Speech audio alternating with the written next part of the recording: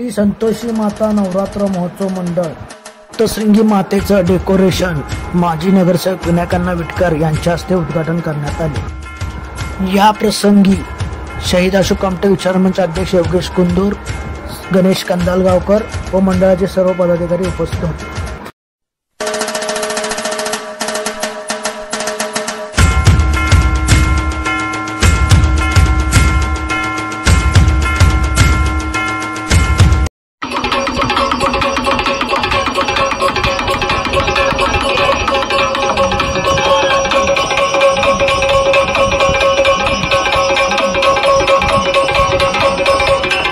संतोषी मातेचे पूजन नगरसेवक विनायकांना विटकर यांच्या हस्ते करण्यात आले।